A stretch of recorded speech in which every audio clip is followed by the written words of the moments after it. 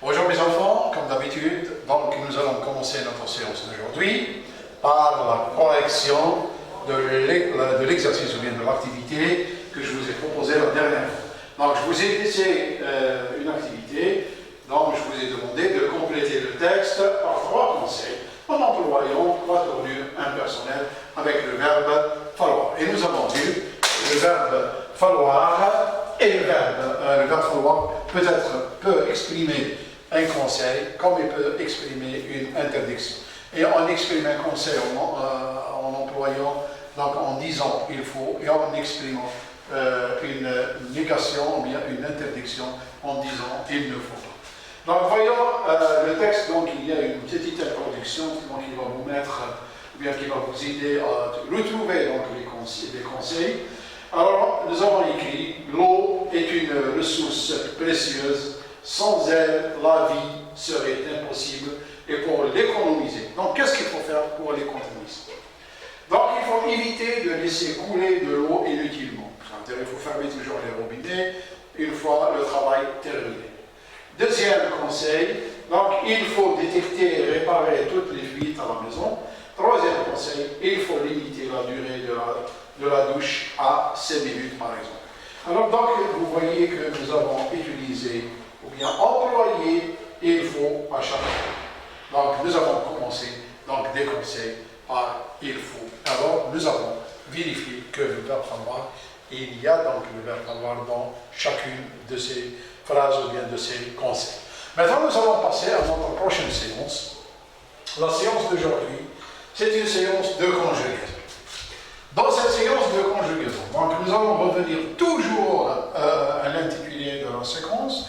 Donc, il vous sera demandé d'écrire des conseils à vos camarades ou bien à vos amis, afin qu'ils puissent devenir éco-citoyens.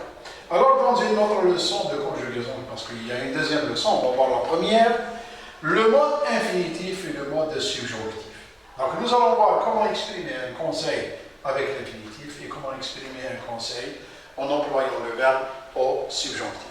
Alors, si j'emploie le verbe au mode subjonctif, automatiquement, je vais employer la tournure impersonnelle avec il faut. Mais comment nous allons faire ça? Vous avez déjà vu ça dans le cours, mais nous allons quand même faire un petit rappel. Alors, après une tournure impersonnelle, donc on vous a expliqué c'est quoi derrière une tournure impersonnelle. Après une tournure impersonnelle introduite par le verbe falloir, il y aura sûrement un autre verbe placé après. Le verbe qui va suivre sera mis soit à l'infinitif, que je souligne en rouge, soit au subjonctif. Donc nous avons ici 2 modes, ce que nous avons vu dans le titre ici. Donc le mode infinitif, soit je mis le mode infinitif après il faut, ou bien je dois mettre le subjonctif. Mais à quel moment je vais mettre le subjonctif et à quel moment je vais mettre l'infinitif. Je vous ai donc proposé ici 2 exemples qui vont vous aider à comprendre. Donc regardez ici.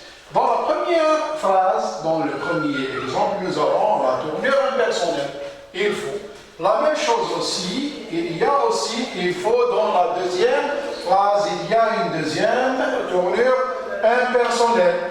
Donc il y a il faut protéger. Et le verbe protéger ici, il est à quel mode? Il est au mode infinitif. Donc il est au mode infinitif. Par contre, dans la deuxième phrase, regardez bien, il faut que nous protégions.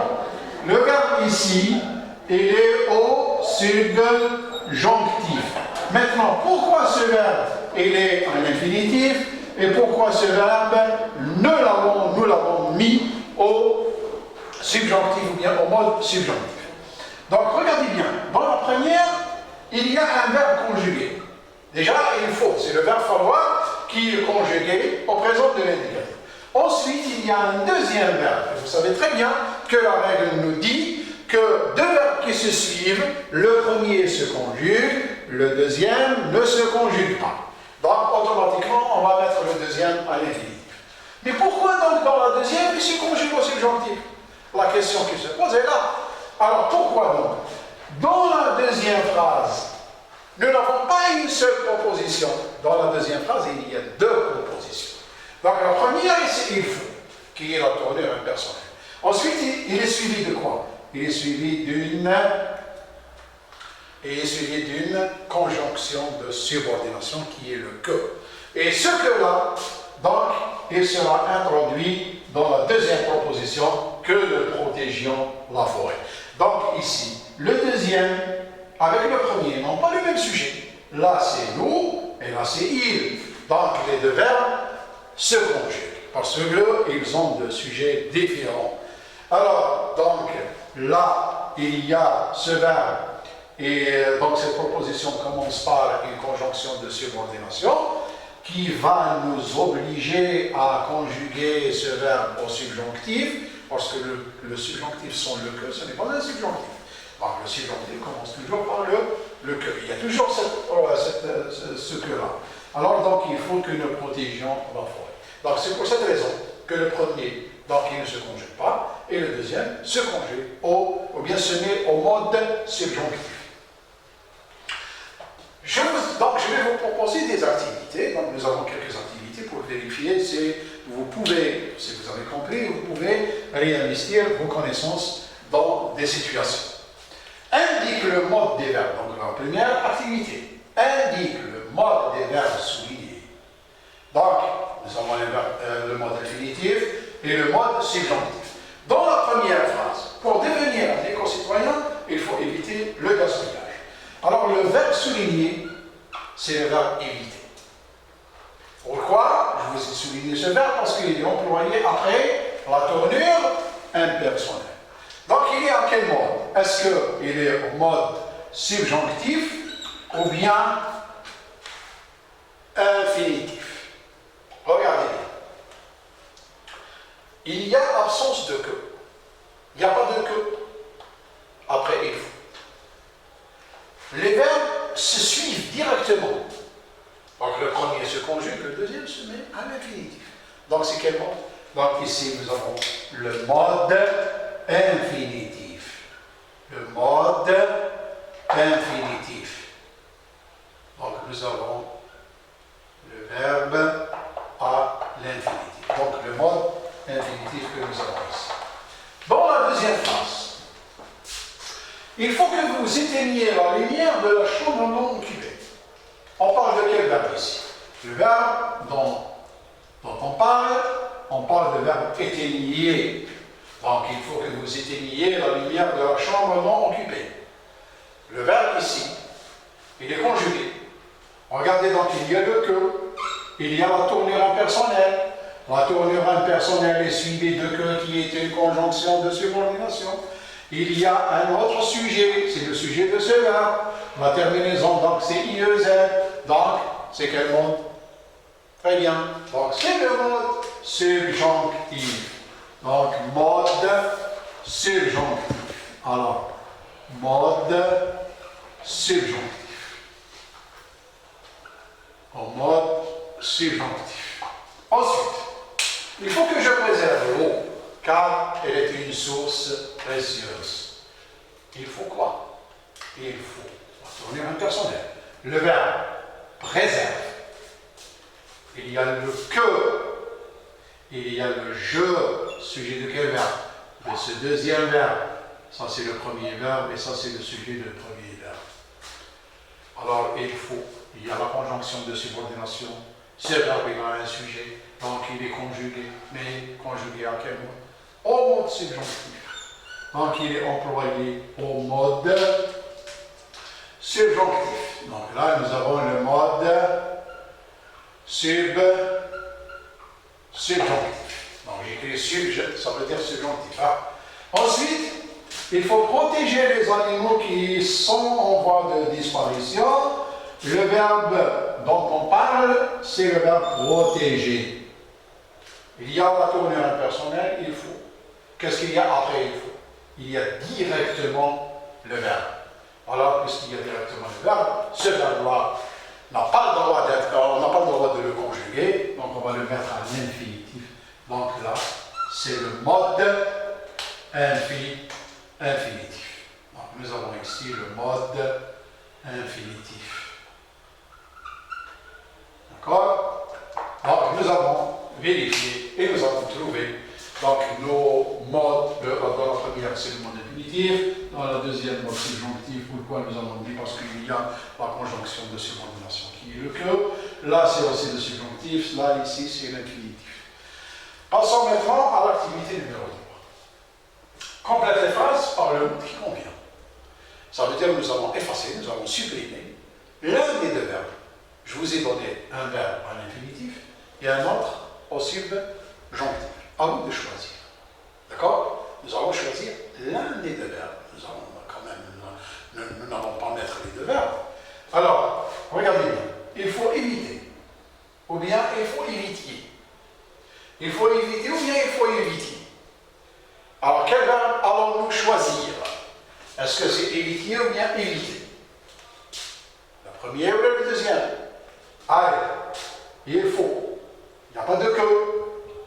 Automatiquement, on va garder le premier qui est au mode infinitif. Donc ici, c'est le mode infinitif. Nous avons choisi le mode infinitif. Il faut que vous achetiez ou bien vous achetiez des appareils qui consomment moins d'énergie. Il faut que.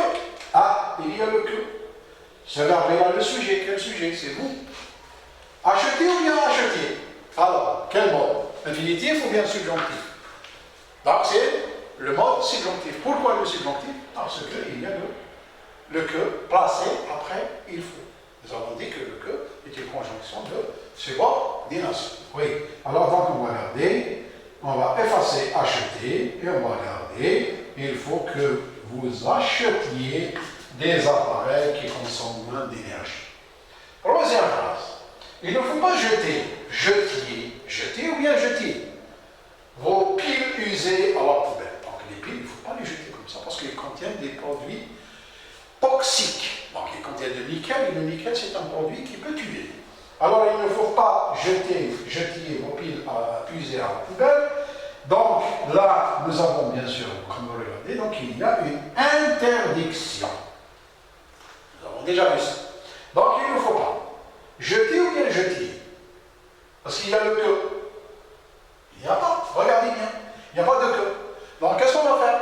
On va effacer le deuxième qui est au mode subjonctif et on va garder le verbe qui est au mode infinitif. Et qu'est-ce que nous allons produire?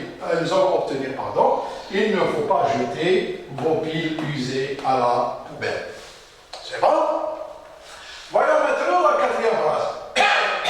La quatrième phrase, il faut que vous aérez ou bien vous aériez votre maison. Ça veut dire qu'il faut ouvrir les fenêtres pour laisser l'air circuler. Alors, pour laisser l'air circuler. Alors là, nous avons, regardez, donc il y a la tournure impersonnelle, il faut, la conjonction de subordination, donc nous avons le sujet qui est vous. Alors, qu'est-ce qu'on doit faire? Le verbe, on doit le conjuguer, on ne doit pas le garder à l'infinitif. Donc on va effacer l'infinitif et garder le subjonctif. Et qu'est-ce que nous allons obtenir? Il faut que vous aériez votre maison. Activité numéro 3. Passe du mode infinitif au mode subjonctif en employant la deuxième personne du singulier. La deuxième personne du pluriel, pardon. Là, nous allons essayer de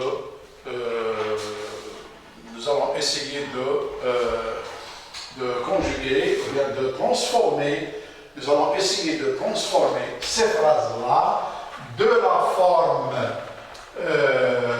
du mode infinitif au mode subjonctif. Regardez, et vous êtes demandé donc d'employer la deuxième personne du pluriel. Donc nous avons la tâche. Qu'est-ce qu'il y a dans cette tâche? Il y a de passer du mode infinitif au mode subjonctif, en employant la deuxième personne du pluriel. Première phrase, il faut respecter le calme dans la forêt. Bien sûr, quand vous serez dans une forêt, il ne faut pas faire du bruit. Parce que dans la forêt, il y a des animaux. Et les animaux aiment le calme. Il ne faut pas les déranger, attention. Donc il faut Alors, pour faire cet exercice-là, pour passer de mode infinitif au mode subjonctif, qu'est-ce qu'il manque pour qu'on puisse utiliser ou bien employer le subjonctif? Qu'est-ce qu'il nous manque ici? Donc, il nous manque parce qu'il manque la conjonction de subordination qui est le que. Donc, qu'est-ce que je vais écrire? Donc, il faut que. Alors, il nous est demandé d'employer, qu'est-ce qu'on emploie? On emploie la deuxième personne du pluriel. Ça veut dire vous. Il faut que vous, comment on écrit ce verbe? Respectiez. La terminaison, c'est IEZ au subjonctif. Voilà. Il faut que vous respectiez le calme dans une, ou bien dans la forêt. Voilà. Ça, c'est pour la première phrase. Nous allons faire la même chose avec la deuxième phrase. Mais attention, ici, il y a une interdiction. Ça veut dire que la première personnelle, elle est à la forme négative. Alors, ce que nous allons écrire, donc, il ne faut pas, je vais écrire cette forme-là, je rajoute le que. Alors, donc, le que qui est la conjonction de subordination, et nous avons dit que sans le que, il n'y a pas de subjonctif. Donc, ce que-là, vous lui donnez une grande importance lorsque vous conjuguez un verbe au subjonctif. Alors, donc, il ne faut pas que, donc c'est toujours le sujet, c'est vous, après le que, on va avoir le sujet, que vous allumiez, et la terminaison donc sera I-E-Z, donc c'est le subjonctif, que vous allumiez le feu dans la forêt. Dans une forêt, il faut éviter de toucher. Qu'est-ce qu'il faut éviter de toucher? Aux petits des animaux. Les animaux, ils ont des petits, ce sont leurs enfants. Il ne faut pas jouer avec, il ne faut pas toucher. D'accord? Donc sinon, vous serez quelqu'un qui n'est pas éco-citoyen. Vous êtes quelqu'un qui détruit la nature. Alors, dans une forêt, donc, il faut éviter de toucher. Donc, je vais réécrire le complément circonstanciel de lieu.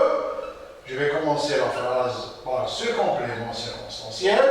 Dans une forêt. Alors, je mets une virgule. Bien sûr, quand on commence par un complément circonstanciel, je mets une virgule. Donc, il faut. Qu'est-ce que je vais mettre? Il faut que. Vous, c'est le sujet.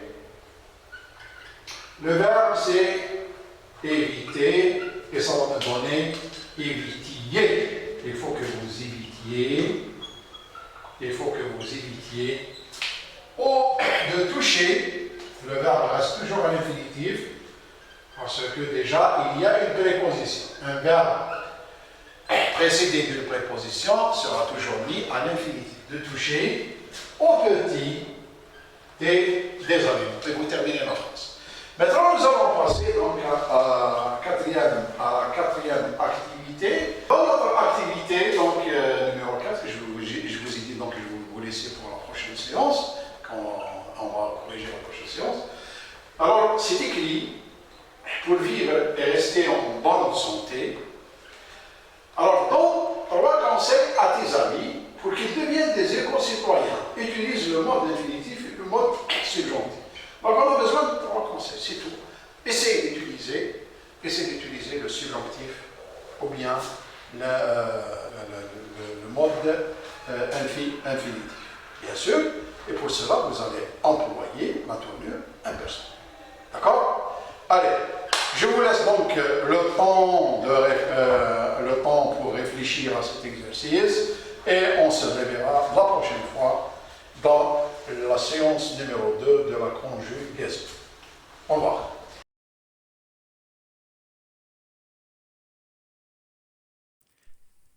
شكرا على المشاهدة. لا تنسوا الاشتراك في القناة، الضغط على الجرس، الإعجاب بالفيديو.